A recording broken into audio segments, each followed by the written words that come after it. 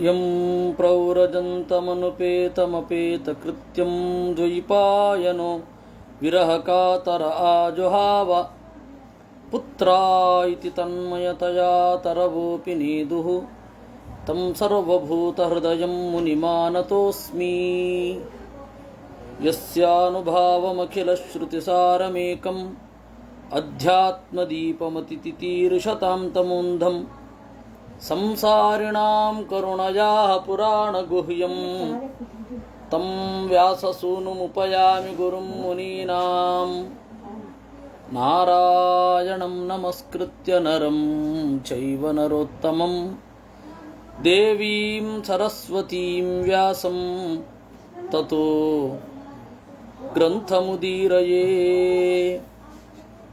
ಮಾತರ್ಮೇ ಮಾತರಿಶ್ವನ್ ಪಿತರತುಲಗುರೋ ಭ್ರಾತರಿಷ್ಟಾಪ್ತಬಂಧೋ ಸ್ವಾಮಿನ್ ಸರ್ವಾಂತರಾತ್ಮನ್ ಜರಜರೈತರ್ಜನ್ಮ ಮೃತ್ಯಾಮಯಾನಾಂ ಗೋವಿಂದೇ ದೇಹಿ ಭಕ್ತಿಂ ಭವತಿ ಚ ಭಗವನ್ನೂರ್ಜಿತಾಂ ನಿರ್ನಿಮಿತ್ತಾಂ ನಿರ್ವ್ಯಾಜಾಂ ನಿಶ್ಚಲಾಂ ಸದ್ಗುಣಗಣಬೃಹತೀಂ ಶಾಶ್ವತೀಂ ಆಶುದೇವಾಂ. ಶೋಚ್ಯಾನಿಮಾನ್ ಸ್ತಾನ್ ಅಧಿಕಃ ಸಮಾಧಿಃ ಬಿಷ್ಟ್ಯಾ ನಿಗೃಹ್ಣನ್ ನಿರನುಗ್ರಹೋಸಿ ಜನಸ್ಯ ಗೋಪ್ತೇತಿ ವಿಕಥಮಾನಃ ನ ಶೋಭಸೆ ವೃದ್ಧ ಸಭಾಸು ದುಷ್ಟಃ. ರಹುಗಣ ಮಾಡಿದ ತಪ್ಪು ಅದೊಂದೇ. ಅವನು ಅಂದುಕೊಂಡದ್ದು ಮಿಥ್ಯಾ ಆಗಿರಲಿಲ್ಲ. ಅವನು ಏನು ಭಾವನೆ ಇಟ್ಟುಕೊಂಡಿದ್ದ ಅದು ತಪ್ಪೂ ಅಲ್ಲ. ನಾನು ರಾಜ, ಪ್ರಜೆಗಳ ಪಾಲನೆಯೇ ದೇವರ ಪೂಜೆ, ಈ ಭಾವನೆಗಳು ವ್ಯರ್ಥ ಅಲ್ಲ, ತಪ್ಪೂ ಅಲ್ಲ. ಆದರೆ ಅವನು ಮಾಡಿದ ತಪ್ಪು ಏನು ಅನ್ನೋದನ್ನು ನಾವು ಹಿಂದೆ 2 ದಿವಸದಿಂದ ನೋಡಿದ್ವಿ. ಆದರೆ ಸ್ಪಷ್ಟ ಮಾತಿರಲಿಲ್ಲ. ಆ ಸ್ಪಷ್ಟ ಮಾತು ಇಲ್ಲಿ ತೋರಿ ಬರ್ತಾ ಇದೆ. ಶೋಚ್ಯಾನ್ ಇಮಾನ್ ತಾನ್ ಅಧಿಕ ಸಮಾಧಿ ಬಿಷ್ಟ್ಯಾ ನಿಗೃಹ್ಣನ್ ನಿರನುಗ್ರಹೋಸಿ. ನನಗೆ ಇವ್ರನ್ನೆಲ್ಲ ನೋಡಿದ್ರೆ ಪಿಟಿಯಬಲ್ ಅಂತ ಅನ್ನಿಸ್ತಾ ಇದೆ. ಶೋಚ್ಯರು ಅಂದರೆ ಪಿಟಿಯಬಲ್, ಅಯ್ಯೋ ಪಾಪವೇ ಅಂತ ಅವ್ರ ಬಗ್ಗೆ ಅನುಕಂಪೆ ತೋರಬೇಕು, ಆ ತರಹ ಇದ್ದಾರೆ ಅವರು. ಶೋಚ್ಯ ನಿಮಾನ್ ತಾನ್ ಅಧಿ, ಅವರೆಲ್ಲರ ಮೇಲ್ಗಡೆ ನೀನಿದ್ದೀಯ. ಅವ್ರಿಗೆ ಪಾಪ ಯಾವ ರೀತಿಯ ಸಿದ್ಧಿ ಇದೆ, ಯಾವ ರೀತಿಯ ಆನಂದ ಇದೆ, ಯಾವ ರೀತಿಯ ಗುರಿ ಅವರಿಗೆ ಸಿಗಲಿಕ್ಕೆ ಸಾಧ್ಯ. ಬಿಷ್ಟ್ಯಾ ನಿಗೃಹ್ಣನ್ ನಿರನುಗ್ರಹೋಸಿ, ಬಿಟ್ಟಿಯಾಗಿ ಅವರಿಂದ ದುಡಿಸಿಕೊಳ್ಳುತ್ತಾ ಒಂದು ಚೂರು ಅನುಕಂಪೆ ಇಲ್ಲದೆ ಇದ್ದೀಯ. ನಿರನುಗ್ರಹೋಸಿ, ನೀನು ಅವ್ರನ್ನೇನು ಅನುಗ್ರಹಿಸ್ತಾ ಇಲ್ಲ. ಅಂದರೆ ರಾಜ ಆಳ್ವಿಕೆ ಅಂತನ್ನೋದು ಒಬ್ಬ ಸೇವಕನ ಕರ್ತವ್ಯ ಅಂತ ಅಂದುಕೊಂಡಿರಬೇಕು. ಪ್ರಧಾನ ಸೇವಕ ಅಂತ ಹೇಳಿದ ಹಾಗೆ ಆ ಭಾವನೆ ನಿಜವಾಗಿಯೂ ಇದ್ದರೆ ಒಳ್ಳೆಯದೇ. ಆದರೆ ಅವನಿಗೆ ಆ ಒಂದು ಅಂಶದಲ್ಲಿ ತಪ್ಪಿದ್ದಾನೆ. ನಾನು ಎಲ್ಲರಿಂದ ಮೇಲ್ಗಡೆ ಇದ್ದೇನೆ, ಇವರೆಲ್ಲರನ್ನ ಅನುಗ್ರಹಿಸ್ತಾ ಇದ್ದೇನೆ ಅಂತ ಒಂದು ಭಾವನೆ ಇದೆ, ಅದು ತಪ್ಪು. ಇನ್ನು ಜನಸ್ಯ ಗೋಪ್ತಾ ಇತಿ ವಿಕಥಮಾನಃ, ಅಲ್ಲಪ್ಪ ಹೊಡಿಬೇಕಾದ್ರೆ ಶಿಕ್ಷಿಸಬೇಕಾದ್ರೆ ಜನಸ್ಯ ಗೋಪ್ತಾ ಅಂತ ಹೇಳಿ ಅನ್ನಬಾರದು ನೀನು. ಹೌದು, ಶಿಕ್ಷೆ ಕೊಡೋದು ಜನರ ರಕ್ಷಣೆಯೇ. ಯಾಕೆಂದರೆ ಶಿಕ್ಷೆ ಕೊಡದೇ ಹೋದರೆ ಅದಕ್ಕಿಂತ ಹೆಚ್ಚಿನ ತಪ್ಪುಗಳನ್ನು ಅವರು ಮಾಡ್ತಾರೆ, ಮತ್ತು ಹೆಚ್ಚಿನ ತಪ್ಪು ಮಾಡೋದು ತಗ್ಗುತ್ತೆ. ಒಬ್ಬ ರಾಜ ಶಿಕ್ಷೆ ಕೊಟ್ಟರೆ ಅದು ಪ್ರಜೆಗೆ ಮಾಡುವ ಅನುಗ್ರಹ ಅಂತ. ಅದು ಯಾರಿಗಿರಬೇಕು? ಪ್ರಜೆಗಳಿಗಿರಬೇಕೇ ವಿನಃ ರಾಜನಿಗಲ್ಲ. ಒಬ್ಬ ರಾಜನಿಗೆ ನಾನು ವೇದ ಹೀಗೆ ಹೇಳಿದೆ, ನಮ್ಮ ಕಾನೂನು ಹೀಗೆ ಹೇಳಿದೆ, ಈ ಕಾನೂನನ್ನು ಪಾಲನೆ ಮಾಡಿದ್ರೆ ನ್ಯಾಯ ಹೀಗೆ ಪಾಲಿತವಾಗತ್ತೆ ಅಂತ ಹೇಳಿ ಒಂದು ಐಡಿಯಾ ಇರಬೇಕೇ ವಿನಃ ನಾನು ಜನರನ್ನು ರಕ್ಷಣೆ ಮಾಡ್ತಾ ಇದ್ದೇನೆ ಅಂತ ಹೇಳಿ ಬಡಾಯಿ ಕೊಚ್ಕೊಳ್ಳೋದಲ್ಲ. ಮತ್ತು ನೀನು ಈಗ ಬಡಾಯಿ ಕೊಚ್ಚಿಕೊಂಡದ್ದು ನಿನ್ನನ್ನು ಸರಿಯಾಗಿ ನಿನ್ನನ್ನು ಸರಿಯಾಗಿ ಹೊರದೇ ಇದ್ದದ್ದಕ್ಕೆ ನಿನಗೆ ಸಿಟ್ಟು ಬಂತು.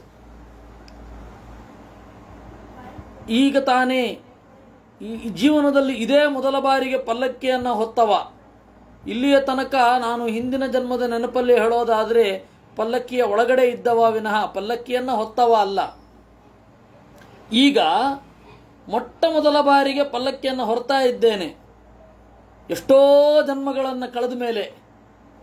ಆವಾಗ ನಾನು ತಪ್ಪಿದೆ, ಅದನ್ನು ನೀನು ವಿಚಾರಿಸೋದು ಬಿಟ್ಟು ಬೈದೆ. ಬೈಯೋದು ಸರಿ, ತಪ್ಪು ಮಾಡಿದಾಗ ಬೈಬೇಕು. ಆದರೆ ನಾನು ಜನಗಳ ರಕ್ಷಕ, ನೀವು ನನ್ನನ್ನು ಹೊರಲಿಕ್ಕಾಗಲ್ವೇನು ಅಂತ ಬೈದೆ. ಇದು ಬೇರೆ ಸಂದರ್ಭದಲ್ಲಿ ಸರಿ. ನಶೋಭಸೆ ವೃದ್ಧ ಸಭಾಸು ದುಷ್ಟ, ವೃದ್ಧ ಸಭಾಸು ಅನ್ನೋದ ಕಡೆಗೆ ಅಂಡರ್ಲೈನ್ ಮಾಡಬೇಕು. ಜ್ಞಾನಿಗಳ ಜೊತೆಗೆ ಈ ತರಹದ ವ್ಯವಹಾರ ಇಟ್ಕೊಳ್ಬೇಡ, ಅದೊಂದೇ ತಪ್ಪು. ಸಾಮಾನ್ಯ ಕೆಲವೊಂದು ಅಂಶಗಳು ಕರೆಕ್ಟಾಗಿರುತ್ತೆ, ಕೆಲವೊಂದು ಅಂಶಗಳಲ್ಲಿ ತಪ್ಪಿರುತ್ತೆ.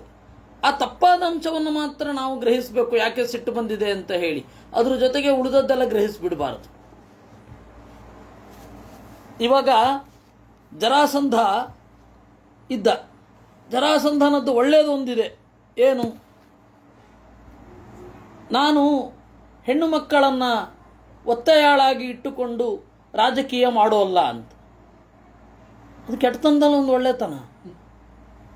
ಈ ನರಕಾಸುರ ಎಲ್ಲ ಕೆಟ್ಟವರನ್ನು, ಎಲ್ಲ ಹೆಣ್ಣು ಮಕ್ಕಳನ್ನು ತಗೊಂಡು ಹೋಗಿ ಕೂಡ ಹಾಕೊಂಡ್ಬಿಟ್ಟ.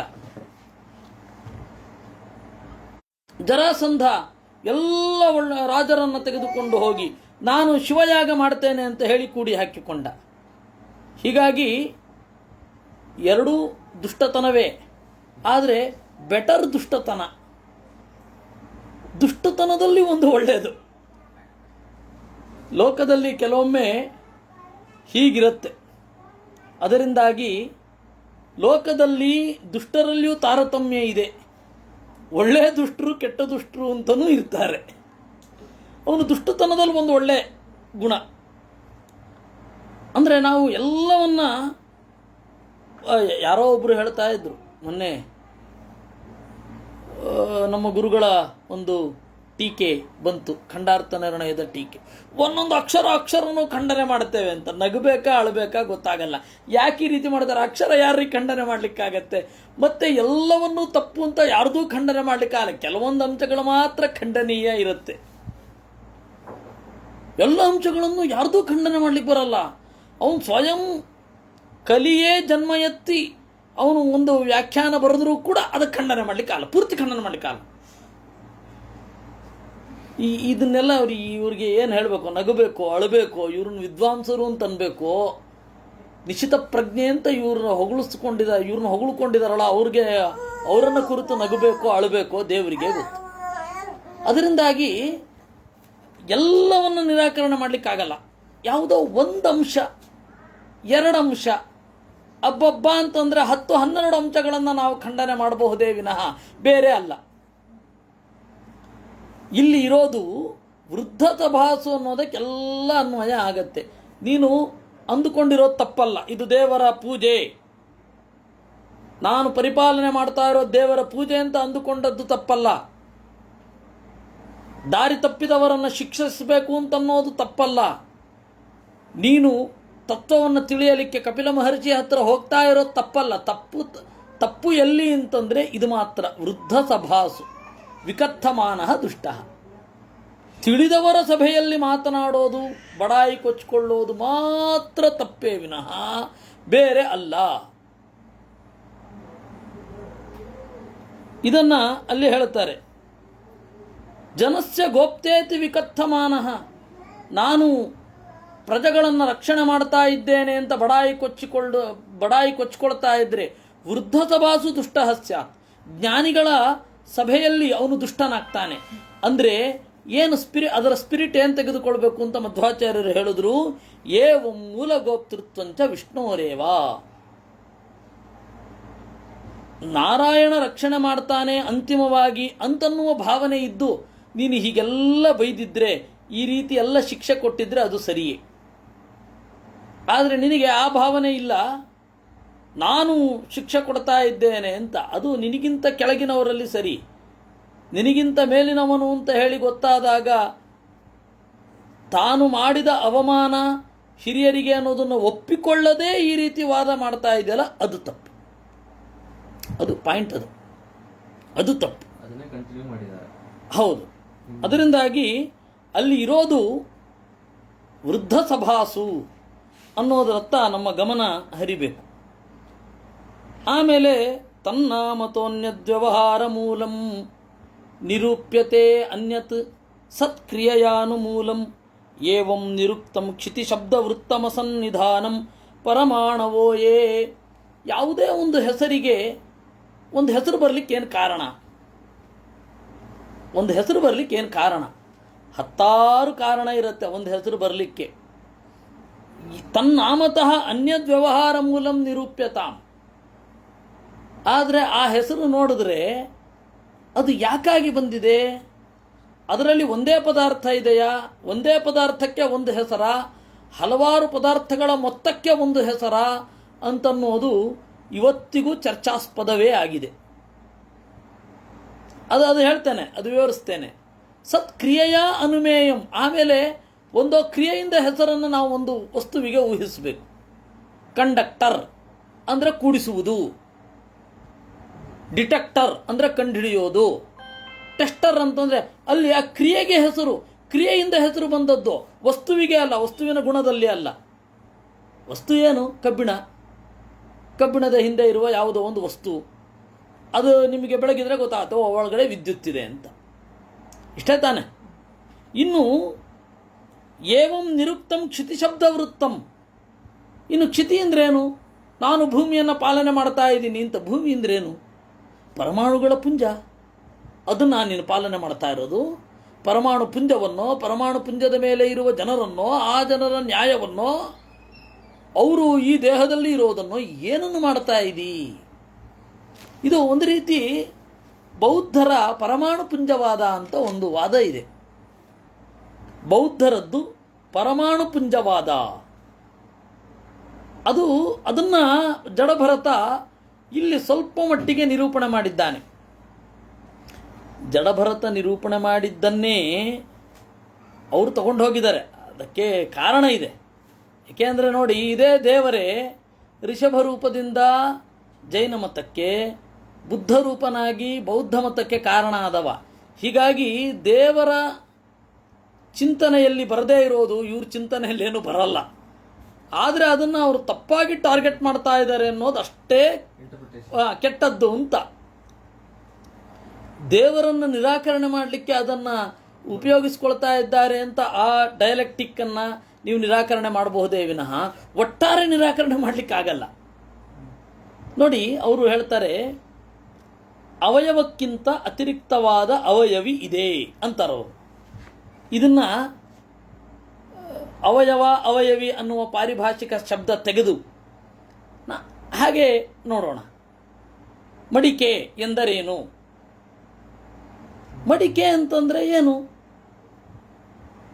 ದುಂಡಗಿನ ತಳಭಾಗ, ಮೇಲ್ಗಡೆಯ ಕೊಂಕು ಮತ್ತು ಹಿಡಿಕೆ, ಈ ಭಾಗಗಳಿರುವುದನ್ನು ಮಡಿಕೆ ಎನ್ನುತ್ತಾರೆ.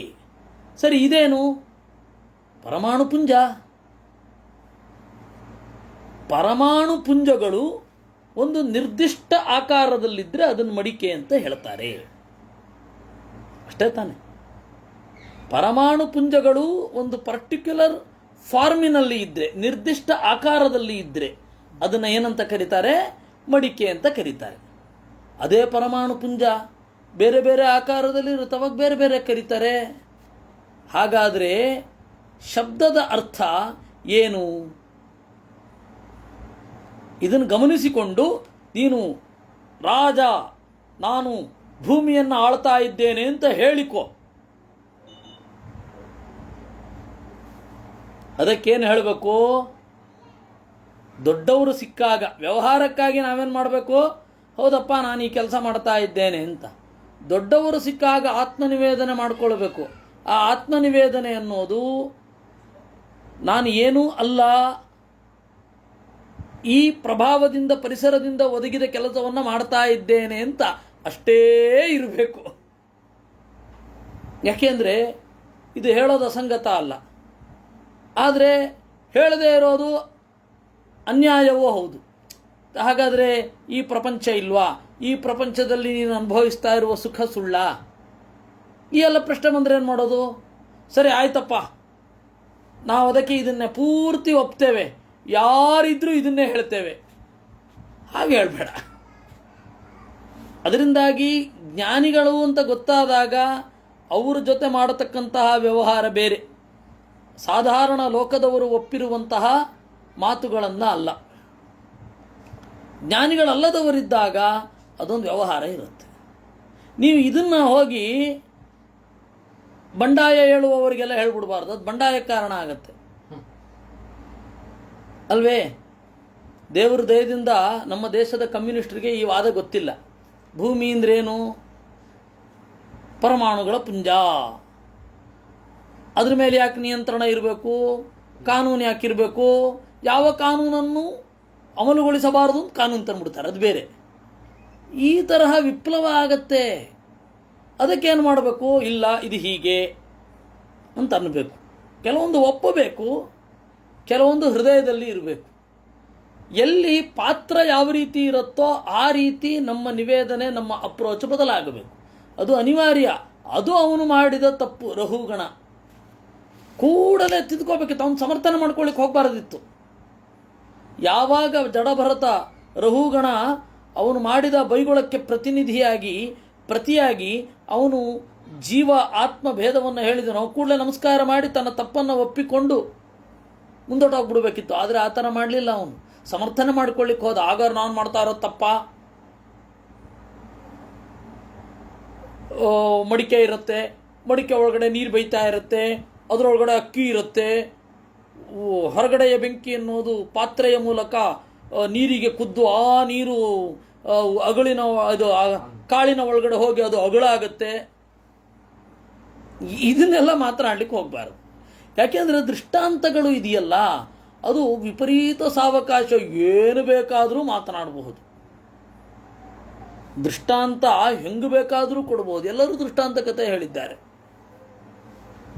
ಎಂಥವನು ಕೂಡ ದೃಷ್ಟಾಂತದ ಮೂಲಕ. ನೀವು ಇನ್ನು ಯೋಗ ವಾಸಿಷ್ಠಾದಿ ಗ್ರಂಥಗಳನ್ನು ನೋಡಬೇಕು. ಎಂಥ ದೃಷ್ಟಾಂತಗಳಿದೆ ಗೊತ್ತಾ? ಒಬ್ಬ ಒಂದೇ ಐಕ್ಯೋಪಾಸನೆ ಮಾಡ್ತಾ ಇದ್ರೆ ಅವನೇ ಪರಬ್ರಹ್ಮ ಆಗ್ತಾನೆ ಅನ್ನೋದಕ್ಕೊಂದು ಒಳ್ಳೆ ದೃಷ್ಟಾಂತ ಕಥೆ ಇದೆ. You will be astonished when you hear it or when you listen it. ಒಬ್ಬ ಅಧ್ಯಾಪಕ ಪಾಠ ಮಾಡ್ತಾ ಇದ್ದ. ಸ್ಟೂಡೆಂಟು, ವಿದ್ಯಾರ್ಥಿ ಎಲ್ಲೋ ಯೋಚನೆ ಮಾಡ್ತಾ ಇದ್ದ. ಏನು ಯೋಚನೆ ಮಾಡ್ತಾ ಇದೆಯೋ? ನಾನು ಎಮ್ಮೆ ಬಗ್ಗೆ ಯೋಚನೆ ಮಾಡ್ತಾ ಇದ್ದೇನೆ ಗುರುಗಳೇ. ಓಹೋ, ಇವತ್ತಿನಿಂದ ಒಂದು ವಾರದವರೆಗೆ ಒಂದು ಪರ್ವತದ ಗುಹೆಯೊಳಗಡೆ ನಿನ್ನನ್ನು ಕೂಡಿಸ್ತೇನೆ. ನಿನಗೆ ಊಟ ತಿಂಡಿ ಸಕಲವನ್ನೂ ನಾನು ಒದಗಿಸ್ತೇನೆ. ಒಂದು ವಾರ ಆದಮೇಲೆ ಬಾ, ಅಥವಾ ಒಂದು ತಿಂಗಳಾದಮೇಲೆ ಬಾ, ಅದ್ರ ಟೈಮ್ ಎಷ್ಟು ಬೇಕಾದಿರಲಿ, ಆಮೇಲೆ ನೋಡೋಣ ಅನ್ನಂತೆ. ಆ ವಿದ್ಯಾರ್ಥಿ ದಡನೆ ಬಂದ. ಒಂದು ತಿಂಗಳಾದಮೇಲೆ ಹೊರಗಡೆನೇ ನಿಂತ. ಹೊರಗಡೆ ಯಾಕೋ ಇದ್ದಿ, ಒಳಗಡೆ ಬಾರೋ ಅಂದ ಗುರು.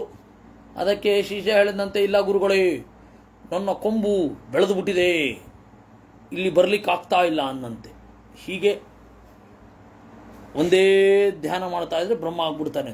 ಚೆನ್ನಾಗಿಲ್ವ ದೃಷ್ಟಾಂತ? ಸೊ ದೃಷ್ಟಾಂತ ಕಥೆಯ ಮೇಲೆ ಅವಲಂಬಿಸಬೇಡಿ.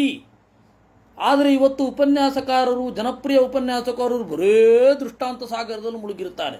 ಅವರಿಗೆ ಇದು ಏನು ಹೇಳಬೇಕೋ ದೇವರಿಗೆ ಗೊತ್ತು. ಅದು ರಾಮಕೃಷ್ಣ ಪರಮಹಂಸರ ಕಾಲದಲ್ಲಿ ಅದು ಶುರು ಆಗಿದ್ದು. ಬರೇ ದೃಷ್ಟಾಂತಗಳನ್ನು ಕೊಡ್ತಾ ಹೋಗೋದು. ಈ ಕ್ಷೇಮೇಂದ್ರ ಚಾರುಚರ್ಯ ಅಂತ ಹೇಳಿ ಒಂದು ಪುಸ್ತಕ ಬರೆದಿದ್ದಾನೆ. 100 ಶ್ಲೋಕ ಇದೆ, ಅಲ್ಲಿ ಪ್ರತಿಯೊಂದಕ್ಕೂ ದೃಷ್ಟಾಂತ ಇದೆ. ಆಗಲೂ ಅದನ್ನು ಯಾರು ಸೀರಿಯಸ್ ಆಗಿ ತಗೊಂಡಿರಲಿಲ್ಲ. ಆಮೇಲೆ ಸುಮಾರು 15ನೇ ಶತಮಾನದಲ್ಲಿ ಯೋಗ ವಾಸಿಷ್ಠ ಬಂತು. 16ನೇ ಶತಮಾನದಲ್ಲಿ ಚೆನ್ನಾಗಿದೆ, ಒಳ್ಳೆ ಶ್ಲೋಕ, ಒಳ್ಳೆ ವ್ಯುತ್ಪತ್ತಿ, ಒಳ್ಳೆ ಇದು ಎಲ್ಲ ಚೆನ್ನಾಗಿದೆ. ಬರೇ ದೃಷ್ಟಾಂತ ಸಾಗರ, ನಯಾ ಪೈಸೆ ಗ್ರೌಂಡ್ ರಿಯಾಲಿಟಿ ಇಲ್ಲ. ಆಮೇಲೆ ರಾಮಕೃಷ್ಣ ಪರಮಹಂಸರಿಂದ ಶುರು ಆಯಿತು ದೃಷ್ಟಾಂತ ಕಥೆಗಳು. ಆಮೇಲೆ ಎಲ್ಲ ವಿದ್ವಾಂಸರು ಅದನ್ನೇ ಹೇಳಲಿಕ್ಕೆ ಶುರು ಮಾಡೋದು. ಒಂದು ಟ್ರೆಂಡ್ ಆಗೋಯ್ತು. ಇವನ್ನು ನೀವು ಅವಾಗ ನೋಡಿದ್ರೆ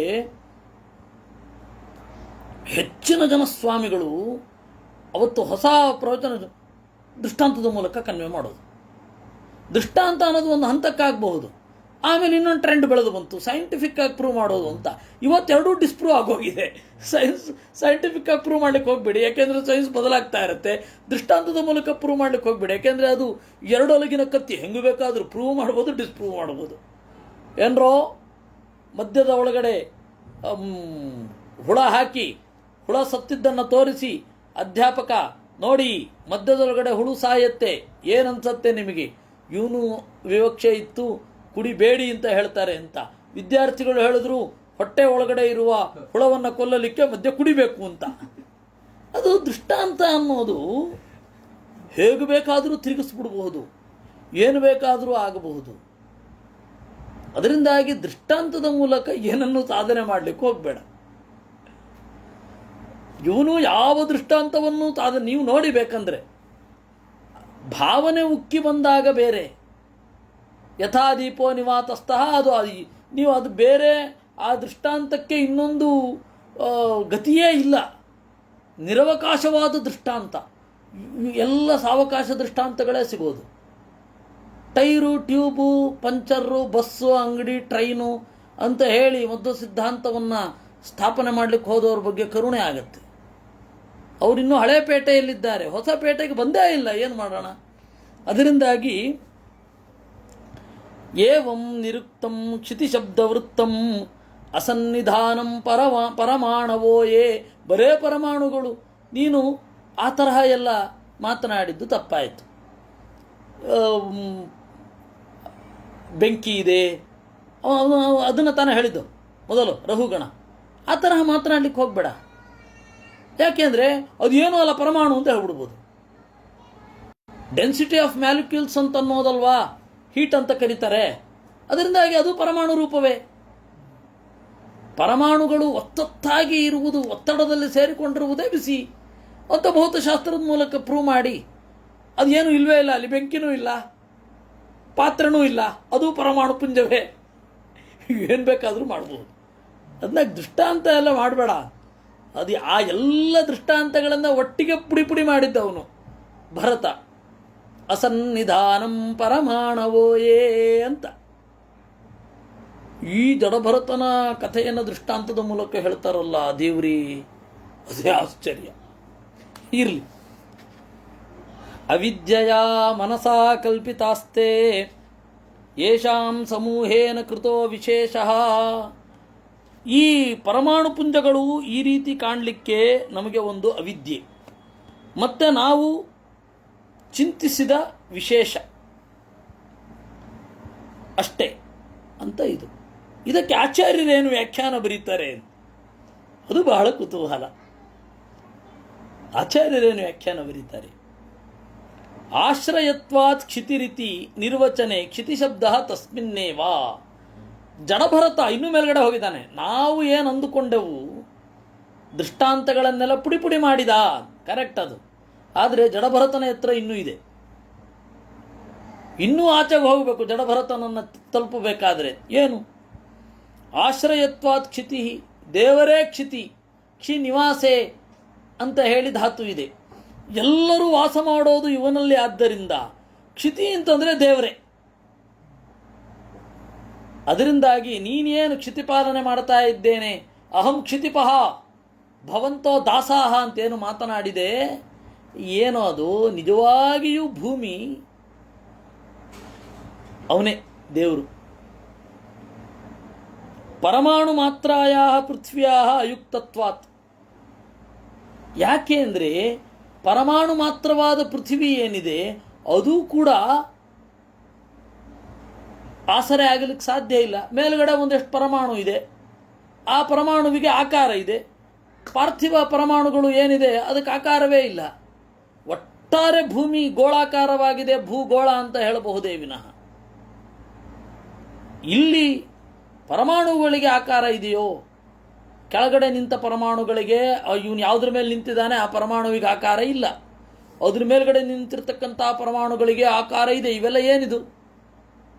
ಈ ಪರಮಾಣುಗಳಲ್ಲಿ ನೆಲೆ ನಿಂತು ದೇವರು ಇವೆಲ್ಲವನ್ನು ಹೊತ್ತಿದ್ದಾನೆ. ಅದರಿಂದಾಗಿ ನೀನು ಹೊತ್ತಿದ್ದೀಯಾ ಅಂತ ಹೇಳಿ ವ್ಯಂಗ್ಯ ಆಡೋದು ಬಿಡು. ನಾನು ಹೊತ್ತಿಲ್ಲ, ಅದರಿಂದಾಗಿ ನನ್ನನ್ನು ಬೈಬೇಡ. ಆಮೇಲೆ ನಾನು ರಾಜ, ಭೂಮಿಯನ್ನು ಆಳ್ತಾ ಇದ್ದೇನೆ, ಆ ಅಹಂಕಾರನೂ ಬಿಡು, ಯಾಕೆಂದರೆ ನೀನಲ್ಲ ಆಳ್ತಾ ಇರೋದು. ಇದು ಇರುವಂಥದ್ದು. ಪರಮಾಣವಃ ಅವಿದ್ಯೆಯೈವ ಆಧಾರತ್ವೇನ ಕಲ್ಪಿತಾ. ಹಾಗಾದರೆ ಪರಮಾಣುಗಳೇ ಎಲ್ಲದಕ್ಕೂ ಕಾರಣ ಅಂತಂದರೆ ಅವಿದ್ಯೆಯಿಂದ ಕಲ್ಪಿತವಾದದ್ದು. ಅವಿದ್ಯೆಯ ಮನತಾ ಕಲ್ಪಿತಾಸ್ತೆ ಯೇಷಾಂ ಸಮೂಹೇನ ಕೃತೋ ವಿಶೇಷ. ವಿಶೇಷ ಅಂತಂದರೆ ಪರಮಾಣುವಿನ ಒಳಗಡೆ ಇರುವ ಧರ್ಮ, ಅದನ್ನು ವಿಶೇಷ ಅಂತ ಕರೀತಾರೆ. ಪರಮಾಣುವಿನ ಒಳಗಡೆ ಇರುವ ಧರ್ಮವನ್ನು, ಪರಮಾಣು ಕಾರಣ ಅಂತನ್ನುವ ಭಾವವನ್ನು ಅವಿದ್ಯೆಯಿಂದ, ಅಜ್ಞಾನದಿಂದ ಕಲ್ಪಿಸಬಹುದೇ ವಿನಃ ದೇವರ ಸನ್ನಿಧಾನ ಮೊದಲಾದವುಗಳಿಂದಲ್ಲ. ಇಷ್ಟು ಸ್ಪಷ್ಟ. ಆದರೆ ಜಡಭರತ ಈ ರೀತಿ ಮಾತನಾಡಿದ್ದಾನೆ ಅಂತ ಗೊತ್ತಾಗೋದು ಆಚಾರ್ಯರ ಭಾಷ್ಯದಿಂದ, ಬೇರೆ ಅಲ್ಲ. ಏವಂ ಕೃಶಸ್ಥೂಲ ಮಣುರ್ಬೃಹದ್ಯತ್ ಅಸಚ್ಚ ಸಜ್ಜೀವಮಜೀವಮನ್ಯತ್ ದ್ರವ್ಯಸ್ವಭಾವಾಚಯ ಕಾಲಕರ್ಮನಾಮ್ನ್ಯಾಜಯಾ ವೈಃ ಕೃತಂ ದ್ವಿತೀಯಂ ಜ್ಞಾನಂ ವಿಶುದ್ಧಂ ಪರಮಾರ್ಥಮೇಕಮನಂತರಂ ನ ಬಹಿರ್ಬ್ರಹ್ಮ ಸತ್ಯಂ ಪ್ರತ್ಯಕ್ ಪ್ರಶಾಂತಂ ಭಗವಚ್ಛಬ್ದವಾಚ್ಯಂ ಯದ್ವಾಸುದೇವಂ ಕವಯೋ ವದಂತಿ. ಹೀಗೆ ದೇಹಕ್ಕೆ ಸಂಬಂಧಪಟ್ಟ ಕೃಶ, ಸ್ಥೂಲ, ಅಣು, ದೊಡ್ಡದು, ಚಿಕ್ಕದು, ಕಾಣಿಸ್ತಾ ಇದೆ, ಕಾಣಿಸ್ತಾ ಇಲ್ಲ, ಇದ್ಯಾವುದೂ ಅಲ್ಲ, ಇದಕ್ಕೆ ಜೀವ ಇಲ್ಲ, ಇದ್ಯಾವುದೂ ಕೂಡ ಆ ವಸ್ತುವಿನ ನಿತ್ಯ ಸ್ವಭಾವಗಳಲ್ಲ. ಉಂಡೆ ಕಟ್ಟಿದೆವು, ಉಂಡೆ ಆಯಿತು, ಲಾಡು ಉಂಡೆ ಆಯಿತು. ಅರ್ಧ ತಿಂದೆವು, ಸ್ಥೌಲ್ಯ ಅರ್ಧನಾಚ ಆಯಿತು. ಅಷ್ಟೇ ತಾನೆ. ಹಾಗೆ ದೇಹ, ಹಾಗೆ ಎಲ್ಲ ದ್ರವ್ಯ ಸ್ವಭಾವ. ದ್ರವ್ಯ ಅಂದರೆ ವಸ್ತುಗಳು, ಆ ವಸ್ತುವಿಗೆ ಪರ್ಟಿಕ್ಯುಲರ್ ಆಗಿರುವಂತಹ ಸ್ವಭಾವಗಳು. ಯಾವುದನ್ನು ಇಟ್ಟುಕೊಂಡು ನಾವು ಎಲ್ಲ ಸೌಲಭ್ಯಗಳನ್ನು ಕಲ್ಪನೆ ಮಾಡಿಕೊಂಡಿದ್ದೇವೋ ಅದು. ನಮ್ಮ ಎಲ್ಲ ವಸ್ತುಗಳ ಸೃಷ್ಟಿಯ ಹಿಂದೆ ಈ ಶಾಸ್ತ್ರ ಇದೆ. ಇದು ಸ್ವಭಾವ. ಆ ಸ್ವಭಾವವನ್ನು ನೋಡಿಕೊಂಡು ಅದಕ್ಕನುಗುಣವಾಗಿ ನಾವು ಮಾಡಿಕೊಂಡಿದ್ದೇವೆ. ನಿಜವಾಗಿಯೂ ನಮಗೆ ಶಕ್ತಿ ಇದ್ದಿದ್ದರೆ ಆ ವಸ್ತು ಸ್ವಭಾವ ಹೇಗಿದ್ದರೂ ಅದು ನಮಗೆ ಅನುಕೂಲವಾಗಬೇಕಿತ್ತು. ಹಾಗಿಲ್ವಲ್ಲ. ಅದರ ಸ್ವಭಾವಕ್ಕನುಗುಣವಾಗಿ ನಾವು ಇವಾಗ ಸಬ್ಮೆರೀನ್ ಯಾವಾಗ ಮಾಡ್ಕೊಳ್ಳೋದು, ಫ್ಲೈಟ್ ಯಾವಾಗ ಮಾಡ್ಕೊಳ್ಳೋದು, ನಮಗೆ ಹಾರಲಿಕ್ಕಾಗಲ್ಲ. ಆದ್ದರಿಂದ ನಮಗೆ ನೀರಲ್ಲೇ ಮುಳುಗಿರ್ಲಿಕ್ಕಾಗಲ್ಲ. ಆದ್ದರಿಂದಾಗಿ ಸಬ್ಮೆರೀನ್ ಮಾಡ್ಕೊಂಡಿರೋದು. ಒಂದು ವೇಳೆ ನಮಗೆ ಶಕ್ತಿ ಇದ್ದಿದ್ದರೆ ಸಬ್ಮೆರೀನ್ ಇಲ್ಲದೆ ಇರಬೇಕಿತ್ತು. ಅದರಿಂದಾಗಿ ನಿರಪೇಕ್ಷ ಅನ್ನೋದೇ ಸಾಮರ್ಥ್ಯ. ಆದರೆ ಅದನ್ನು ಇಟ್ಟುಕೊಂಡೆ, ಆ ಅಸಾಮರ್ಥ್ಯವನ್ನು ಇಟ್ಟುಕೊಂಡೆ ನಾವು ಯಾರೋ ಮಾಡಿರುವ ದ್ರವ್ಯಕ್ಕೆ ಅನುಗುಣವಾಗಿ ಯಂತ್ರಗಳನ್ನು ಕಟ್ಟಿಕೊಂಡು ಬದುಕಿ, ನಾವು ಸರ್ವಸಮರ್ಥರು, ದೇವರೆಲ್ಲಿದ್ದಾನೆ ಅಂತ ಕೇಳ್ತಾ ಇದ್ದೀವಿ. ಅದು ಆಶ್ಚರ್ಯ.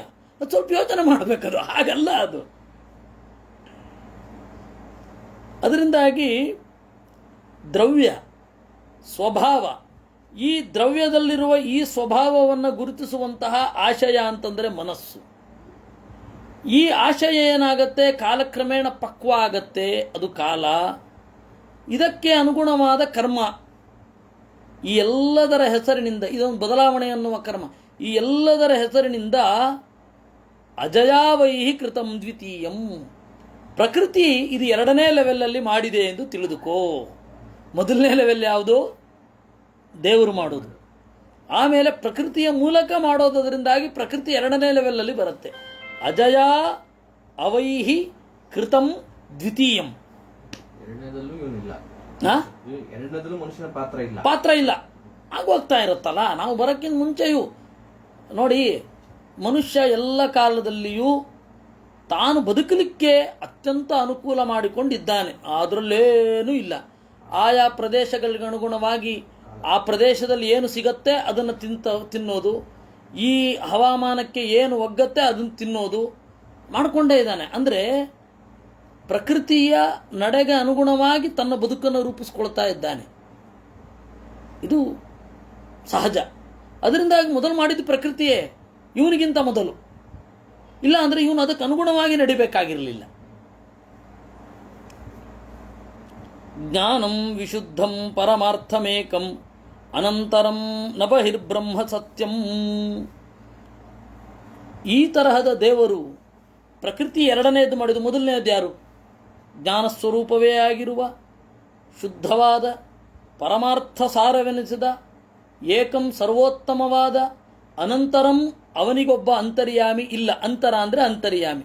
ಅವನಿಗೊಬ್ಬ ಅಂತರ್ಯಾಮಿ ಇಲ್ಲ, ಆದ್ದರಿಂದಾಗಿ ಅನಂತರ ಅಂತ. ಹಾಗಾದರೆ ಇಲ್ಲಿ ಅನಂತರ ಅಂತ ಹೇಳ್ತೇವಲ್ಲ, ಅದಕ್ಕೇನರ್ಥ? ಭಾಷೆಯಲ್ಲಿ ಕೂಡಲೇ ಅಂತ ಅರ್ಥ. ಅಂತರ ಅಂದರೆ ಮಧ್ಯ, ಅನಂತರ ಅಂದರೆ ಕಾಲಾವಧಿ ಇಲ್ಲದೆ ಇರೋದು ಅನಂತರ.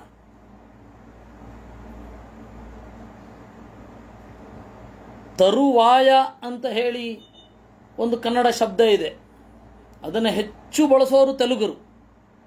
ಆ ತರ್ವಾತ ಅಂತ, ಆ ತರವಾತ ಅಂತನ್ನುವಲ್ಲಿಯೂ ಗಾಳಿಯ ಅವಕಾಶವೂ ಗಾಳಿಯ ಒಂದು ಬೀಸುವಿಕೆಯ ಕಾಲ ಅವಧಿಯೂ ಇಲ್ಲದೆ ಕೂಡಲೇ ಅಂತ. ಹಾಗೆ ಅದರ ಅರ್ಥ ಅಂತ ಹೇಳೋದು ಕೇಳಿದ್ದೇನೆ. ಅದನ್ನು ಇನ್ನೂ ಕನ್ಫರ್ಮ್ ಆಗಿ ಹೇಳಲಿಕ್ಕಾಗಲ್ಲ, ಅನಂತರದಷ್ಟು ಕನ್ಫರ್ಮ್ ಆಗಿ ಹೇಳಲಿಕ್ಕಾಗಲ್ಲ. ಇಲ್ಲ, ಅದಕ್ಕೆ ಬೇರೆ ನಿರ್ವಚನಗಳಿರಬಹುದು. ಅನಂತರ ಅಂತಂದರೆ ಅಂತರ್ಯಾಮಿ ಒಬ್ಬ ಇಲ್ಲ. ಅನಂತರಂ ನ ಬಹಿಹಿ, ಯಾವುದರ ಹೊರಗೂ ಇಲ್ಲ, ಎಲ್ಲದರ ಒಳಗಡೆ ಇದ್ದಾನೆ.